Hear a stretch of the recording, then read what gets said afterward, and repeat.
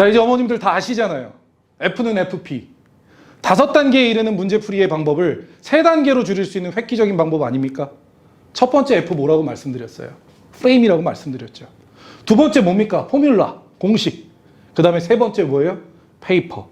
공식과 원리를 익히는 도구죠. 자, F는 FP. 저 강지훈만이 할 수 있는 대치동 유일의 수업입니다.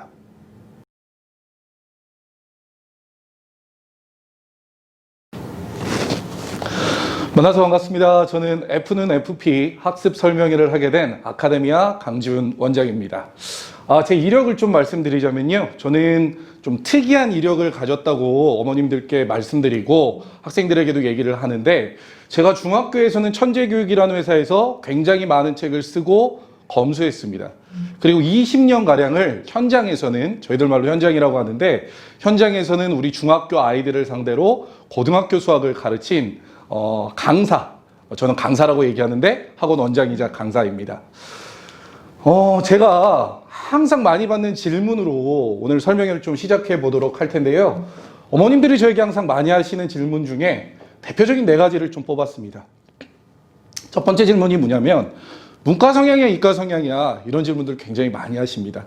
사실 이런 질문에는 되게 좀 슬픈 비하인드가 있죠.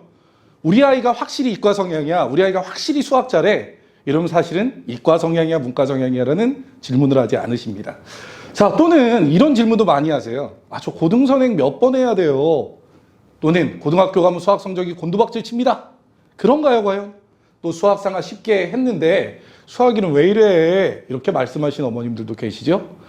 대표적으로 어머님들이 궁금해하실 이 4가지 질문에 대해서 저는 2가지 답변을 해드리려고 오늘 이 자리에 섰습니다. 첫 번째가 뭐냐? 바로 영역별 공부법입니다. 그리고 두 번째는 F는 FP죠. 자, F는 FP에 대해서 궁금하실 텐데, 제가 오늘 설명회를 통해서 어머님들께 이 2가지 사실로서 우리가 고등 선행을 하는 데 있어서 가져야 될 전부를 말씀드리도록 하겠습니다. 자, 챕터 0. 일단 이런 거예요. 무엇을 배우지? 자, 어머님들이 이제 사실은 대부분 아시리라고 생각하는데, 고등 선행은 크게 이렇게 2개의 섹션으로 구별됩니다. 첫 번째는 뭐냐면 공통수학입니다. 다 배우는 거예요. 수학 상하, 수원, 수투. 보통 고2까지 이렇게 4개의 책을 끝내게 되면 선택으로 들어가서 미적분, 기하, 통계 중에 하나를, 확통 중에 하나를 택하게 되죠. 자, 우리가 영역별로 이거를 구별하게 되면 어떻게 되느냐? 그게 4가지에 대한 구별이라고 어머님들께 말씀드릴 수 있습니다. 대수, 기하, 확률, 통계. 자, 여기에서 대수, 기하가 90%를 차지하고요. 확률, 통계는 사실 10% 미만을 차지합니다. 우리 앞에 생각해보면 선택에 확통이 들어가 있다는 걸 확인하실 수 있죠. 자, 우리의 첫 번째는 뭐냐? 무엇을 배우는가 할 때 대수와 기하를 배운다 생각하시면 틀리지 않겠다, 이렇게 말씀드릴 수가 있겠네요. 대수, 좀 어렵잖아요, 그죠? 거꾸로 읽으시면 됩니다. 그냥 수에 대해서 배우는 게 대수예요.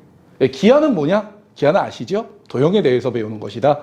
그래서 우리는 중학교부터 고등학교까지, 입시까지 내내 수와 도형에 대해서 배우는데, 이 배우는 방식이 나눠져 있고, 이 방식 또 목표에 따라서 공부하는 방향성이 달라져야 된다. 그걸 어머니께서 아셔야 된다. 그 말씀을 드리고 싶은 겁니다. 자, 파리에 가고 싶으면, 맞습니다. 파리행 티켓 사셔야죠. 파리에 가고 싶은데 뉴욕행 티켓을 사시면 파리에 갈 수 있나요? 내가 그 비행기에서 아무리 열심히 해도 나의 목적지는 뉴욕이 되겠죠. 여러분들, 어머님들, 파리행 티켓을 사시길 바라면서, 자, 본격적인 내용 한번 시작해 보도록 하겠습니다. 자, 챕터 1에서는 어떻게 배워야 하는가? 수학상 공부법에 대해서 말씀드리도록 할게요. 자, 수학상은 일단 어떻게 이루어졌는가? 우리가 수학상을 이해하기에 앞서서 중학교 1학기 목차를 좀 살펴보도록 할게요. 자, 어머님들이 우리 학기 시작하면 이렇습니다. 우리 좀 공부 좀 했잖아요. 그래서 아이 불러놓고, 야, 얘들아, 목차부터 공부하는 거야. 그리고 목차를 이렇게 딱 보세요.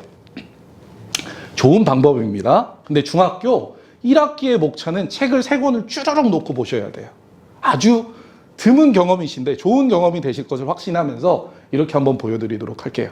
어머님들은 지금부터 세로로 읽지 마시고 요 색이 움직이는 가로의 방향대로 좀 읽어주셨으면 좋겠습니다. 여기 있는 이 파랑색이 다 수에 대한 겁니다. 옆으로 한번 넘어가 보죠. 여기에 노란색은 다 식에 대한 겁니다. 그 다음에 부등식이 하나 있고요. 방정식이 이렇게 또 횡으로 연결되어져 있고요. 그 다음에 함수, 1차 함수, 2차 함수 이렇게 횡으로 연결되어져 있다는 사실을 어머님들이 확인하실 수 있겠네요. 중요한 건 이 지점인데 우리가 중학교 땐 같은 내용을 횡으로 배우는 겁니다. 그럼 이 얘기는 무슨 얘기냐? 어느 시점에 내가 못할 수 있겠죠. 사춘기니까. 근데 그렇게 사춘기가 오는 시점에 의해서 그 다음 스텝이 결정된다는 겁니다. 자, 1학년 1학기에 사춘기가 왔습니다. 중간고사 때. 그러면 2학년 1학기, 3학년 1학기는 반드시 실패하실 확률이 높겠네요. 중요한 건 1학기가 횡으로 구성되어져 있고 이 부분들이 다 연결되면서 확장된다는 사실이죠. 어떻게 공부해야 됩니까? 꼼꼼히. 지나갔다고 버리는 게 아니라 다시 공부하셔야 되는 이유가 되시는 겁니다. 더 중요한 걸 어머님들께 한번 보여드릴 텐데 바로 이 부분입니다. 제가 화면 밖으로 나가서 어머님들 좀 이렇게 잘 보이게 해드릴게요. 자, 지금부터 제가 색칠을 쭉 할 테니까 한번 보도록 하세요. 자, 요만큼 보이시나요? 이게 실제로 뭐냐면 중학교 때 다 배웠던 내용들입니다. 이거 기억하셔야 돼요. 아, 우리가 고등학교 입학해서 수학상에서 배우는 내용은 중학교 때 실제 한번 했던 내용이다. 그리고 새롭게 하는 것은 여기 있는 복소수, 3, 4차 방정식, 2차 부등식의 세 단원밖에 없다. 기억하셔야 되는 부분이죠. 자, 왜 이거를 기억하셔야 되느냐? 중요한 건 이겁니다. 무슨 얘기냐? 왜 배웠던 걸 또 배우느냐는 거죠. 왜 배웠던 걸 또 배우냐? 우리가 배우는 고등 선행에서 이런 지점들이 사실 많지 않다고요. 그럼 이건 뭐냐? 드물다. 그럼 이렇게 수업의 구성을 짠 데는 이유가 있지 않겠느냐? 이 부분이 우리가 영역적으로 공부하고 고민하셔야 되는 시작이 되시는 거예요. 대수를 4단계 공부법이라고 어머니께 말씀드리고 싶습니다. 그게 원리 숙련 원리 구조죠. 예. 어디서 우리 중학교 수학이 시작됐나요? 바로 여기서 시작됐죠. 그럼 목표는 어디입니까? 숙련이죠. 그러니까 어떻게 하셔야 돼요? 중학교 때는 센 이런 유형서들 갖다 놓고 열심히 문제 푸시는 겁니다. 그리고 어떻게 하셔야 돼요? 오답하셔야죠. 그런데 두 번째 배우는 원리에서 숙련을 목표로 합니까? 아니라고요. 그런데 왜 두 번째 배우는 수학상을 중학교 때 배우는 수학처럼 공부하시느냐? 이런 말씀을 드리고 싶은 거죠. 사실 어머님도 우리 다 경험해 보셨다고요. 열심히 공부해 보셨잖아요. 고등학교 올라와서 나 정말 열심히 했는데 수학 성적 안 나오더라. 그러니까 어떤 질문을 하시는 겁니까? 문과 성향, 이과 성향 이런 질문 하시는 거잖아요. 그죠? 그렇지 않습니다. 문제는 뭐냐? 우리는 파리를 가고 싶은데 뉴욕행 티켓을 사셨다는 거예요. 그래서 어떻게? 새롭게 배우는 원리에서는 목표가 좀 변하셔야 된다. 그럼 어떻게 변해야 될까요? 연계 확장, 구조까지 보시는 걸로 변하셔야 된다. 말씀드리고 싶네요. 자, 원리에서 구조로 끌어오는 이 핵심 키워드가 바로 뭐냐? 프레임이 되겠습니다. 프레임 하니까 좀 낯서시죠? 그래서 어머님들께 제가 프레임에 대한 예를 실제로 보여드리면서 좀 말씀드리도록 할게요. 여기에 문제가 하나 있는데 이 문제는 중학교 3학년에 나오는 문제예요. 아주 쉬운 문제입니다. 자, 루트 2 더하기 루트 3을 간단히 하세요. 이런 거예요. 제가 어머님들께 여쭐게요. 3, 6, 18. 오케이. 그럼 2, 3, 6. 맞습니다. 잘하셨어요. 우리가 이렇게 계산된다는 건 무슨 얘기냐면 플러스 마이너스 곱하기 나누기의 연산을 이행대에 해당되는 숫자랑 짝짓는 행위죠. 그런데 루트 2 더하기 루트 3이 짝짓는 값은 그 자체입니다. 계산이 됐다고 할 수 있을까요? 안 됐다고 할 수 있을까요? 네, 맞습니다. 안 됐죠. 그러면 이 내용을 통해서 우리가 익혀야 되는 프레임은 뭐냐? 바로 무리수의 덧셈은 우리한테 질문의 대상이 아니다. 또는 무리수의 덧셈은 계산이 되지 않는다. 이런 생각을 하셔야 된다는 거죠. 하지만 무리수의 모양을 띈 것 중에는 이런 수도 존재합니다. 자, 루트 4 더하기 루트 16인데요. 루트 4가 뭐냐? 2번 곱해서 4 되는 수. 루트 16이 뭐냐? 2번 곱해서 16 되는 수란 말이죠. 2번 곱해서 4 되는 수 뭐 있나요? 2요. 2번 곱해서 16 되는 수 뭐 있어요? 4 있죠. 그럼 2 더하기 4를 간단히 하면 몇일까요? 6이죠? 이 문제의 답은 6입니다. 앞의 문제는 어떻게? 계산이 안 됐는데 뒤에 문제는 계산이 됐죠. 차이가 뭐예요? 요 모자 안에 제곱수가 들어오면 된다는 거예요. 4는 2번 곱한 수입니다. 2를. 16도 2번 곱한 수죠. 4를. 그러면 이런 프레임을 갖고 있는 상태, 즉 무리수는 덧셈을 묻지 않는다를 알고 있는 상태에서 우리 학생들은 이런 문제를 만나게 되는 것이죠. 이거는 중3 심화기도 하고 고등의 심화로서 나오는 문제이기도 합니다. 자, 문제 다 읽으실 거 없어요. 보입니다. 루트 더하기 루트를 간단히 나타내래요. 그죠? 무리수와 무리수의 합이 간단해지더라 안 되더라? 안 되죠. 그럼 어떻게? 얘는 무리수의 모양만을 갖고 있겠네요. 여기 모자 안에 요 있는 식이 A로 바꾸면 반드시 제곱식으로 바뀌는 문제죠. 그럼 우리 아이들이 이 문제를 냈을 때 어떻게 돼야 할까요? 이 프레임을 아는 순간 계산 안 되는데 계산하라고? 제곱수네 넣으면 이렇게 바뀐다는 거죠. 이렇게 공부하셔야지, 이런 프레임을 갖고 있으셔야지 우리가 어떤 문제든 풀 수가 있겠다라고 말씀드릴 수가 있겠습니다. 자, 챕터 2로 가죠. 어떻게 배워야 하는가? 자, 대수가 끝났고 이제 도형으로 들어옵니다. 자, 도형을 대표하는 수학의, 고등수학의 파트가 수학하기 때문에 저는 수학과 공부법이라고 말씀드렸습니다. 제가 도형 첫 시간에 이런 얘기를 아이들에게 합니다. 야, 얘들아, 도형 뭐 배우니? 그럼 아이들이 막 이런저런 얘기를 해요. 자, 우리가 이거를 학문적으로 분류할 땐 크게 두 가지로 분류해라고 말씀드려요. 평면도형, 입체도형, 변과 각이에요. 중요한 건 변과 각으로 사고하는 거죠. 자, 요 내용들이 어떻게 요쪽에 접목되는지 제가 간단하게 영열벽 수학 학습법으로 설명하기 전에 우리가 중학교 목차 봤으니까 목차 보면서 시작해 볼게요. 1학년 2학기, 2학년 2학기, 3학년 2학기죠. 자, 앞에 우리가 1학기 봤던 거 기억하시죠? 화려했어요, 뭔가. 횡으로 확장됐다고요. 그런데 얘는 어떻습니까? 그냥 토막토막 돼 있죠. 중요한 건 뭐냐? 중등의 도형은요, 연결되어져 있지 않아요. 연결되어져 있어도 기본 내용만 알면 충분히 다음 단계로 지나가는데 무리가 없으시다. 이런 거죠. 그러니까 여기는 복습하시지 않으셔도 됩니다. 여기서 주요 내용만 하시면 되는 거예요. 하지만 우리가 하파트를 다루는 데 있어서 더 중요한 내용이 하나 있습니다. 그게 바로 뭐냐면 1학기 말에 배우는 이 함수라는 파트예요. 고등과정을 띄워놓을게요. 자, 여기 있습니다. 고등과정 보이시죠? 우리가 기하라고 얘기할 수 있는 파트, 즉 집합, 기초론이라는 파트와 확률 부분을 제외한 나머지 파트를 제가 이렇게 어머님들께 보여드렸어요. 연계 단원이에요. 이렇게 되어져 있죠. 마치 우리가 앞에서 수학상에서 배웠을 때처럼 많은 부분 연결되어져 있는데 라고 생각하실 수 있겠는데 전혀 그렇지 않습니다. 직접적인 연계 단원. 이걸 배워서 이거 정확하게 그냥 푼다? 라는 단어는 사실 함수밖에 없어요. 다 내용적으로 추가됩니다.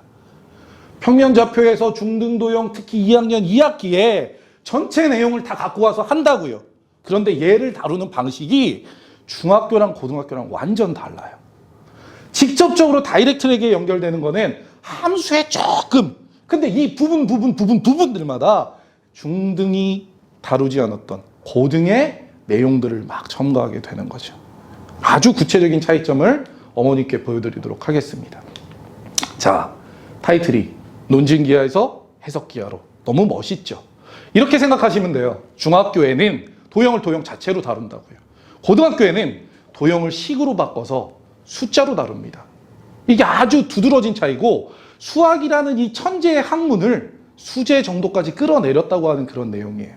자, 제가 중등의 도형을 보는 방식을 보여드리고 이걸 통해서 고등에 어떻게 적용시켜야 되는지를 좀 보여드리도록 할게요. 여기 사각형이라는 단어가 나왔습니다. 사각형이라는 단어가 나오면 우리 아이들은 이렇게 생각하겠죠. 맞아요. 4개의 각이 있어요. 이렇게 막 머릿속에 생각을 한다고요. 떠오르겠죠. 그런데 여기에 구체적인 조건이 붙어요. 4개의 각이 같은 사각형이야. 이렇게요. 그러면 이 사각형이 수정되면서 이렇게 직사각형의 모양으로 머릿속에서 떠올라야 돼요. 그래서 사각형이라는 얘기를 들었을 때 일감이 있는 거고 조건을 보면서 모양이 머릿속에 조금 수정이 된다는 게 있겠죠. 그림으로 보여주면 조금 더 쉽고요. 고등학교에서 도형을 다루는 방식이에요. 자, 첫 번째 1차식이라는 조건이 나옵니다. 이렇게 1차를 봤을 때 1차구나 이러면 우리 수학 못한다고 말씀드릴 수 있어요. 기하에서의 파트는 어떻게 해야 되느냐? 1차입니다. 사각형 보면 사각형이구나가 아니잖아요. 이거 떠올리잖아요. 1차예요? 못 떠올리셔야 돼요. 직선을 떠올리시는 거예요. 그래서 어떤 생각을 해야 되냐? 1차가 나왔다? 직선이 떠올라야 돼요. 이건 마치 뭐와 같냐면 사각형이 나왔더니 저렇게 되는 거와 똑같은 거예요. 그런데 아래쪽에 조건이 붙이니까 구체적이 됐죠? 그러면 여기에서 어떻게 됩니까? 이렇게 식의 변화가 생겨요. 여기에 A 자리에 숫자, B 자리에 숫자가 들어간단 말이죠. 그럼 A 자리에 숫자가 바뀝니다. 여기에 각이 정해지는 것과 똑같아요. 그럼 어떻게 될까요? 직선이 이렇게 이동하는 거예요. 아, 여기에 숫자를 바꾸는 거죠? 그럼 어떤 상황이 벌어질까요? 이 X 안 붙은 숫자 말씀드리는 거예요. 이건 기억하셔야 돼요. 왜? 우리가 다음 다룰 프레임에서 중요하게 어떤 조연으로 얘가 등장할 거니까. 자, 보셨나요? 다시 한번 보여드릴게요. 얘가 커졌습니다. 그러면 1차일 때 이렇게 생긴 직선이 어떤 변화를 일으키느냐? 위로 이렇게 올라가게 되더라. 다시 말해서 어떻게 된다? 우리가 수식을 대할 때 식을 딱 보면 일감의 머릿속에 도형이 떠올라야 돼요. 어렵지 않습니다. 1차는 직선, 2차는 곡선일 뿐이에요. 곡선이 조금 더 디테일해질 뿐이라고요. 근데 어떻게? 그 조건에 따라서 우리가 다루는 이 변의 모양이 바뀐다라는 건 기억하셔야 돼요. 아주 어려운 문제. 기말에 막 나오는 아주 어려운 문제 하나 갖고 왔어요. 자, 이렇게 되어져 있습니다. 이 문제를 우리가 프레임적 관점에서 풀어보도록 할게요. 자, 일단 여기 보셨습니까? 자, 제가 다시 한번 할게요. 이 식을 딱 본다고요. 근데 어떻게 돼 있느냐? 1차예요. 여기 1이 있는 거예요. 그럼 무슨 생각합니까? 직선 나오겠는데? 우리 아이들도 이렇게 생각해야 돼요. 이게 프레임이에요. 봤어요. 직선이에요. 그런데 뭐는 안 정해졌느냐? 얘는 안 정해졌고 요 앞에 숫자는 1로 정해져 있어요. 그 얘기는 무슨 얘기냐? 이 그래프는 완성되어져 있어요. 근데 이 뒤에 붙는 수가 변하면 어떻게 한다고 말씀드렸습니까? 도형이 이동한다고 말씀드렸죠. 근데 이 뒤에 붙는 수가 막 변하느냐? 아니에요. 범위에 따라 변해요. 그래서 우리가 그걸 한번 보도록 할게요. 자, 이런 프레임을 우리 아이가 갖고 있습니다. 이 수식에 대해서. 그럼 머릿속으로 이 그래프는 그냥 그려지는 거예요. 디테일만 조금 할 거예요. 자, 다시 와서 이게 뭐냐면 넘지 않는 최대 정수라는 거예요. 자, x가 0과 1 사이에 있을 때 1을 넘지 않는 최대 정수는 0이겠죠. 그러니까 왼쪽에 숫자를 다 쭈루룩 쓰시면 된다고요. 그래서 우리가 한번 쭉 이렇게 나열해 볼게요. 왼쪽 숫자 갖다 쓰세요. 왼쪽 숫자 갖다 쓰세요. 이거 잘못됐네? 3, 4인데? 왼쪽 숫자 갖다 쓰세요. 자, 썼습니다. 자, 그럼 얘가 그래프에서 어떻게 해석되느냐? 이렇게 해석돼요. 자, 0, x 1에서 얘가 0이에요. 그럼 y는 x죠. 그럼 어떻게 돼요? 직선인데 우리가 요 전에 어떤 프레임을 배우느냐? 직선의 결정 조건 점 2개예요. 그래서 우리 아이는 점 2개를 찍었어요. 이렇게. 그래프 잘 그렸습니까? 아주 잘 그린 거예요. 잘했어. 자, 그러면 요쪽의 영역으로 오죠. 자, 1과 2의 범위입니다. 얘가 1이죠? 얘가 1이에요. 그러면 어떤 식이냐? y는 x-1인데 선생님 직선이니까 점 2개 찍어요? 아니잖아요. 우리의 프레임은 뭐였습니까? 뒤쪽에 숫자가 변하면 직선이 움직입니다. 오른쪽으로 움직이겠죠. 그죠? 이 관점에서 보면 요 두 번째 범위, 세 번째 범위에는 2가 붙고 3이 붙음으로 인해서 이 직선들이 어떻게 되더라? 이렇게 움직이더라라는 거예요. 저한테 배운 아이들은 어떠냐? 이거 그리지 않습니다. 한 번만 배우면 알아요. 이거 보면 안다고요. 직선. 범위에 따라 움직이는구나. 그럼 똑같은 직선이 차차차차차 나오겠지. 이걸로 끝이라고요. 이걸 할 수 있느냐, 없느냐에 따라 수학의 성적은 어떻게 가늠되실지 어머님들이 충분히 상상하실 수 있을 거라고 생각합니다. 자, 챕터 3입니다. 어떻게 배워야 하는가? 자, 수상화 아셨죠? 영역적으로도 어떻게 공부하시는지 아셨죠? 구성도 아셨어요? 프레임이 어떻게 적용하는지도 아셨다고요. 자, 수학 1, 2 공부법입니다. 우리 아이들이 제일 저에게 많이 오는. 저희 학원이 특징이 있는데 기본적으로 어떤 특징이 있냐면 한 번 들어오면 안 나가요. 수투까지. 그냥 쭉 배웁니다. 그래서 TO가 적어요. 그 다음에 아이들이 움직이는 아이들이 어디서 많이 들어오느냐? 수원 수투에서 많이 또 들어와요. 왜 수원 수투를 못할까? 두 가지 이유로 어머님들께 말씀드릴게요. 하나는 뭐냐면 숙련만 해서입니다. 숙련이 필요한 파트도 있겠죠, 당연히. 그런데 숙련만 해서는 수원투를 몰라요. 아이들이 이렇게 얘기한다고요. 선생님, 어떻게 하면 계산은 되는데요. 잘 모르겠어요, 그냥. 많이 들어보셨을 거예요. 선생님, 이거 답은 나오는데요. 이거 왜 이러는지 이해를 못 하겠어요. 이렇게 된다고요. 왜요? 숙련만 해서. 그러면 그렇게 할 수 있는 아이들이 맞을 수 있는 등급은 어떻게 될까요? 그냥 어머님들께 수능으로만 말씀드릴게요. 가볍게. 수능에 수학 1의 문제 나옵니다. 계산 문제 2점짜리. 그런데 합답형 문제도 나오죠. 3점짜리, 3점짜리는 다 틀린다. 1등급 될 수 없다. 말씀드리는 거예요. 자, 숙련만 하면 어떻습니까? 안 됩니다. 둘째 뭐예요? 왜 안 됩니까? 수학상화가 부족해서요. 이거 많이 들어보셨죠? 그죠? 우리 아이 수학 1 못해요. 그럼 학원 원장님들이 뭐라고 그래요? 수학상화 다시 하셔야겠는데요? 맞아요, 틀려요? 맞는 얘기예요. 근데 여기엔 빠져 있어요. 뭐가 빠져 있습니까? 어떻게가 빠져 있다고요. 어떻게 배워야 되느냐? 이게 중요한 포인트가 되겠죠. 자, 이런 문제를 하나 보여드릴게요. 이게 수학하의 2차 함수에 나오는 문제입니다. 우리 아이들이 제일 싫어하는 문제고요. 제일 이해 안 돼요 라고 얘기하는 문제예요. 문제를 한번 읽어보면 이래요. 2차 함수가 있어요. 얘는 포물선의 모양이에요. 이렇게 생긴 애입니다. 모든 실수 x에 대해서 항상 fx가 0보다 크대요. 이 얘기는 무슨 얘기냐면 fx는 아까 제가 말씀드렸죠. 식을 보면 머릿속에 도형이 떠올라 줘라. 이렇게 생긴 모양인데 얘가 y는 0, 즉 x축의 위쪽 부분에 위치할 조건을 구하세요. 어떻게 해요? 모든 x에 대해서요. 이런 질문을 하는 거예요. 답지를 한번 볼게요. 답지는 이렇게 나온다고요. x축과의 교점은 방정식의 해입니다. 그런데 얘는 교점이 하나도 없어요. 그러니까 해가 없습니다. 따라서 해가 없는 조건 판별식이 음수예요. 이렇게 말씀을 드리게 되죠. 답지가. 자, 그런데 이렇게 공부한 친구들은 계속 이 문제에 대해서 명쾌한 답을 얻지 못했어요. 왜? 아니 이거는 얘랑 안 만난다는 조건이지 어떻게 포물선이 x축 위에 있는 조건이야. 계속 의심을 품고 간단 말이에요. 그런 의심을 품는 아이들이 틀렸습니까? 아니요, 옳아요. 그러면 그 부분에 대해서 이 답지에 대한 해석에 대해서 다시 조정해 드릴게요. 바로 프레임입니다. 자, 이렇게 생각을 해볼게요. 이 그래프는 아래로 볼록해요. 쭉 따라가 보니까 제일 아래에 있는 점이 있어요. 그죠? 이 점을 우리는 최소값이라고 그럽니다. 제일 아래에 있는 점이에요. 최소값이에요. 그리고 모양이 이렇게 되려면 요 앞에 개수가 양수여야 됩니다. 그렇게 되어져 있죠? 오케이. 자, 모든 실수 x에 대해서 fx가 0보다 클 조건이죠. 저는 이렇게 단순히 x축과 교점으로 만난다고 얘기하지 않아요. 이렇게 말하죠. 얘들아, 최소값이 0보다 크면 모두 0보다 크다. 어때요? 맞죠? 우리 이런 상상을 해볼게요. 우리 반이 다 대기업이야. 다 대기업이야. 근데 내가 우리 대기업, 내가 대기업 아들 중에 우리 아빠가 제일 좀 가난해. 재산 엄청 많아요. 그렇게 상상을 해봅시다. 그래서 나는 우리 반에서는 제일 꼴찌예요. 그런데 다른 누구보다 다른 옆반에는 평범한 애들이거든. 그래서 옆반에 돈 제일 많은 애보다 내가 돈이 제일 많아. 그럼 우리 반 아이들이 옆반 아이들과 비교할 필요가 있어요, 없어요? 없겠죠. 무슨 얘기냐? 최소값이라는 말 자체가 이미 요 포물선의 제일 아래에 있습니다라는 뜻이거든요. 근데 이 제일 아래에 있는 점이 요 선보다 위에 있으면 나머지 점들은 다 위에 있을 거잖아요. 이렇게 해석하셔야 된다는 거죠. 그럼 어떻습니까? 이해가 쉽죠. 자, 근데 최소값이 어떻게 되느냐 식으로 보면 이렇게 된다고요. 마이너스 4의 1분의 d죠. 마이너스 4의 2인데 요게 a예요. 1이. 얘가 음수잖아요. 그러면 둘의 부호가 같아야 되니까 d도 음수다 이렇게 됩니다. 결과는 같죠. 판별식이 음수예요. 이렇게 외우고 푼다고요. 그런데 처음에 그렇게 배워서 그렇게 외웠던 친구들은 다음 문제를 새롭게 배우거나 못 풀어요.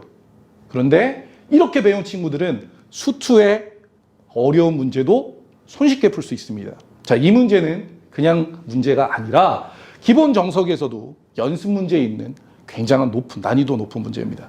자, 앞에서 배웠던 부분으로 한번 해석해 보죠.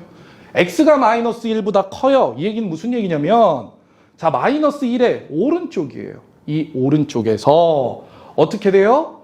여기 있는 얘는 3차예요. 두 번 꼬부라진 직선인데 얘가 0보다 크다고 했어요. 앞에 문제와 유사성 보이시나요? 뭐라고 됐어요?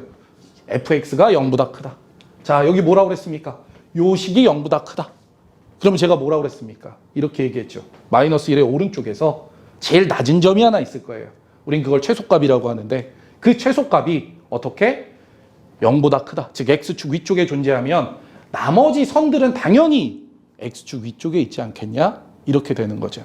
자, 새로운 문제입니까? 아니죠. 수학하의 2차 함수 문제라고요. 그런데 마치 새로운 것인 양 수학투에 와서 다시 배웁니다. 왜? 나는 이거를 판별식으로만 그냥 외웠거든요. 이 간극을 메꿔주는 게 바로 프레임이죠. 아이들은 관점을 갖고 문제를 대해야 된다는 거예요. 자, 선생님 수학이를 모르겠어요. 저는 이렇게 아이들에게 얘기해 줍니다. 얘야, 수학상하 다시 해야겠구나. 근데 어떻게 다시 한다고요? 프레임을 심으면서 다시 해야 된다고요. 사실 수학상하에서 배웠던 내용이 수원수투에 가서 적용되는 거라고요. 그래서 제가 아이들에게 늘 하는 말이 있습니다. 바로 뭐냐? 수학상하 수원수투 아니야. 네 권이 한 권이야. 네 권이 한 권. 근데 앞에 두 권은 이론을 배우고 뒤에 두고는 이 배운 이론, 이 프레임이 적용되는 거를 볼 거야 라고 얘기해 줍니다. 자, 조금 더 프레임을 구체적으로 해서 이 프레임이 어떻게 적용되는지를 좀 한번 확인해 볼게요. 자, 착한 아이 내구조예요. 우리 착한 아이들은 별로 욕심이 없잖아요. 그죠? 욕심이 없어요. 그냥 착해요. 그냥 세상 평온하고 내가 쟤를 이기는 거는 죄야. 막 이러고 있다고요. 입시에서는 참 힘들죠. 우리 아이들은 일반적으로 이런 생각을 합니다. 시험장에 가서 문제를 볼 때 생각이에요. 이게 아주 중요한 거예요. 나머지 안 보셔도 돼요. 생각. 무슨 얘기냐? 이런 건 들었어. 야, 수학은 생각하는 거야. 문제를 읽어요. 생각을 해요. 근데 그 생각이 뭐를 생각해야 되는지를 몰라요.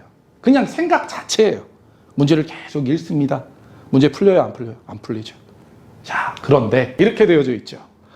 아주 큰 비중을 차지하는 게 뭡니까? 바로 묻는 것이죠. 우리 아까 착한 친구랑 어떤 차이가 있어요? 그 친구들은 생각이었죠. 생각이란 단어 자체를 생각하는 반면에 이 친구들은 어떻다고요? 묻는 것에 대한 정확한 집중이 있죠. 자, 이 내용들이 어떻게 어우러져서 문제가 풀립니까? 바로 이렇게 해서 문제가 풀린다는 걸 볼 수가 있죠. 자, 묻는 건 뭐지? 조건이 뭐지? 그 의미를 해석하고요. 공식 자신감의 이 5개의 단계를 거쳐서 풉니다. 이건 제가 드리는 말씀이 아니에요. 이건 지폴리아라는 유명한 수학자가 문제적 해결 전략에서 말씀드린 거죠. 자, 5단계에서 걸쳐서 이 문제를 해결하는데 여기 위에 있는 3개가 한 번에 해결된다면 얼마나 빠르고 편하고 좋겠습니까? 이게 바로 뭐냐? 프레임이라는 거예요. 문제를 읽자마자 우리가 아까 확인했잖아요. 일감에 보자마자 내가 갖고 있는 지식, 문제를 풀어나가는 방향성, 이게 프레임이죠. 다시 말해서 우리가 프레임을 익히게 되면 5단계가 아닌 3단계로서 문제를 접근할 수 있겠다. 이렇게 말씀드릴 수가 있다는 겁니다. 자, 이에 대한 해석으로서 제가 이런 문제를 한번 보여드리도록 할게요. 여기 문제가 하나 있습니다. 어머님 제일 많이 들으셨던 말이잖아요. 아, 지겨워! 이제 막 이런 말씀이세요. I love you 막 지겹잖아요. 너무 들었어. 외국 사는 것도 아닌데 막 나한테 그렇게 다 I love you래. 자, 좋습니다. 자, 우리가 읽을 땐 요렇게 읽죠. I love you. 그런데 이걸 해석하는 건 어떻습니까? 바로 첫 번째, 세 번째, 두 번째의 순으로 해석하죠. 문제를 한번 읽어볼게요. 아래 그림에서 쭉 읽는다고요. 그럼 이걸 읽을 때 우리 아이들의 관심은 어디라고요? 일단 여기부터 시작하는 겁니다. 직선의 방정식을 구하라 이랬죠. 자, 직선을 구하고 점 A를 지나고 넓이를 이등분하는데 이게 프레임적 관점에서 뭐냐? 바로 점 2개를 찾는 거일 뿐이에요. 앞에 이런 얘기가 막 있지만 결국에 이 프레임은 점 2개인 문제라고요. 점 2개인데 1개를 줬네요. 그죠? 그러면 뭐만 구하면 되나요? 점 하나를 찾으면 되겠죠. 아, 프레임으로 보니 이 문제는 점 1개를 찾는 문제였습니다. 그러면 여기에 적용되는 포뮬러가 있겠죠. 수업을 통해서 배웠던. 높이가 같은 삼각형은 밑변의 비가 넓이 b입니다. 다시 말해서 넓이를 2등분하라고 나와 있지만 이 꼭지점을 지나는 직선은요, 어디를 지나게 돼요? 밑변의 절반, 즉 중점을 지나게 된다. 요점 알면 이 문제는 끝나는 문제예요. 이게 프레임의 적용입니다. 이 문제를 아이들은 적어도 3초 또는 더 짧은 순간에 해결하고 다음 단계로 진행하는 거죠. 5단계를 3단계로 줄이는 작업인 거예요. 아이들이 갖고 있는 프레임으로. 자, 이렇게 해서 제가 어머님들께 프레임, 영역별 수학학습법에 대해서 말씀을 다 드렸습니다. 잘하는 아이는 차이가 있죠. 본인도 열심히 합니다. 하지만 배움 자체가 달라요.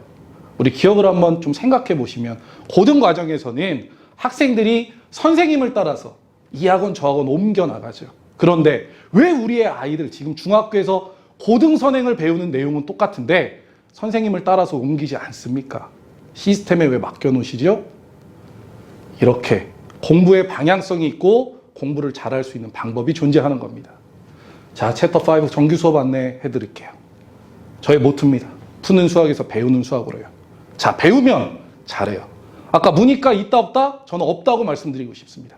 성실하냐 성실하지 않냐만 있어요. 성실하면 제가 만들어 드립니다. 중간의 수준들 제가 최상위로 많이 만들어 봤다고요. 제가 20년간 대치동에서 강의한 원동력입니다. 결과예요. 자, 푸는 수학에서 배우는 수학으로.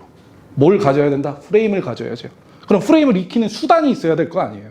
저는 페이퍼를 말씀드립니다. 이 페이퍼 어떻게 하느냐? 제가 수업 중에 고등 수학의 전 과정을 아주 정치하게 다 증명해주고 다 설명해줘요. 그리고 아이들에게 포커스를 줍니다. 관점을 줍니다. 아이들은 뭐 해야 돼요? 적어야죠.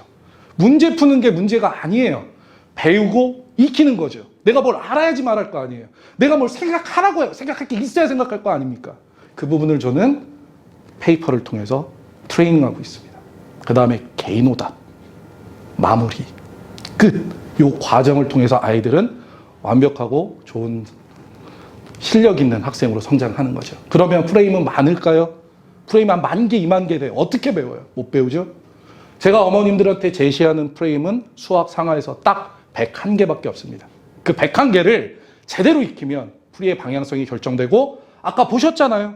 수원 수투에서 수학 상하의 프레임이 어떻게 적용되는지, 바로 다이렉트에게 적용되는 부분을 제가 연계까지 설명해 드리는 겁니다. 그래서 저는 어머님들께 수학 상하 수원 수투가 아니라 4권이 한 권이다 라고 말씀드렸던 겁니다. 교재는 기본 정석으로 합니다. 유형 프린트 나갈 거예요. 자, 정규반 안내죠. 자, 단원의 구성을 좀 아셔야 되는데요. 단원은 이렇게 구성돼요. 한 단원을 이렇게 배웁니다. 첫 번째, 제가 기본 문제를 풀어줘요. 요 전에 이론 설명을 많이 하고, 그 이론을 아이들이 다 적어요, 페이퍼에. 거기에 프레임도 있고 포뮬라도 있고 공식도 있고 다 있습니다. 그럼 아이들에게 유제를 풀려요. 이거는 제가 해봤더니 초등 아이들도 해요. 제가 기본 문제 설명하고 얘들아 풀어, 그럼 초등 아이들도 유제 푼다고요. 그리고 바로 연습 문제 풀면 정답률이 얼마나 되실 것 같아요? 40% 미만이에요. 그럼 40% 미만의 문제를 푸는 건 푸는 게 아닙니다. 고민하면 나아져요. 그런 건 없어요. 아까 제가 말씀드렸잖아요. 고민의 대상이, 내가 고민하려는 거리가 생각이 안 난다는 거죠. 그래서 중간에 유형 프린트로 단계를 좀 놓아요. 아이들이 문제를 보고 생각할 수 있게끔 적용시킬 수 있는 연습을 좀 하는 거예요. 프레임 적용하고 개인 오답하고요. 연습 문제가 과제로 나가고, 연습 문제는 제가 100% 다 풀어줍니다. 정석의 연습 문제 평균 15밖에 안 돼요. 뭐 홀수계만 푼다, 짝수계만 푼다 이런 건 없습니다. 다 풀어줘야죠. 다 각각의 의미가 있어요. 다 풀어주고 나서 연습 문제를 또 개인 오답합니다. 그리고 나서 테스트를 보면 한 단원이 마무리되는 거예요. 정석이 보통 15단원 평균으로 구성되어져 있기 때문에 이 과정을 15번을 하면서 아이들은 프레임을 체득하게 되고 문제를 보는 방향성을 갖게 되겠죠. 자, 저희 학원 시간표입니다. 자, 수학하는 개강 예정인 게, 저희 학원은 4개의 반이 맞물려서 돌아가기 때문에 지금 이미 개설되어져 있는 반들이 있어요. 근데 이 반은 수업이 끝나야지 진행될 수 있기 때문에, 수투 수업이 끝나야지 진행될 수 있기 때문에 개강으로 되어져 있고요. 수학상 월수금은 12월 14일에 개강을 하고요. 수학일은 1월 첫째 주에 개강합니다. 자, 수투도 마찬가지로 그 시점에 개강하고요. 겨울방학 특강 안내해드리도록 할게요. 2개를 깔았습니다. 수원 특강 하지 마세요, 어디서. 수원 특강 하시면은 망합니다. 수투는 특강 하셔도 돼요. 예, 특강 하세요. 수투는 괜찮습니다. 수원 특강 하지 마시고. 왜요? 처음 배우는 거라 숙련해야 되기 때문에. 수학 상하, 저한테 배우셔야 돼요. 다를 겁니다, 분명히. 그냥 숙련만 하는 수학과는 다를 거라고요. 수학상 월수금 1시부터 4시까지, 수학 화목도 1시부터 4시까지 수업 진행되고요. 수학상은 12번으로 완성됩니다. 선생님 12번으로 완성될까요? 완성되더라고요.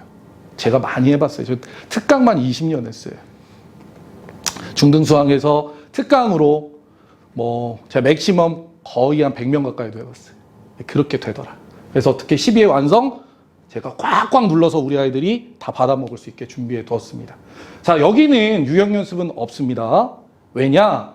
요 겨울방학 특강 같은 경우는 아이들이 기본적으로 자기 프로그램 외에 따로 붙여서 하는 거기 때문에 유형 연습을 제가 남겨서 옛날에 시켜봤는데 안 되더라고요. 다 자기 스케줄 가더라고요. 그래서 내용에만 제가 힘을 더 주기로 하고, 기본 문제, 연습 문제 제가 다 직강으로 100% 풀고요. 유제는 수업 중에 학생들이 푸는 문제로 진행하도록 하겠습니다. 자, 어머님들 저한테 이런 질문 많이 하세요. 선행 몇 번 해야 됩니까? 제가 확신을 갖고 제가 20년 선행한 사람으로서 말씀드릴게요. 한 번만 하면 됩니다. 그럼 한 번 어떻게 해야 돼요? 제대로 하자고요. 어떻게? 영역별로 공부하는 방법이 다르니까 그 영역에 맞게 공부하고, 그 다음에 제대로 프레임 배워서 모든 문제 볼 때 관점이 있고 그 관점의 방향으로 풀어나갈 수 있게 해주자고요. 자, 설명해 들어주셔서 감사합니다. 지금까지 아카데미 학원 원장 강지훈이었습니다.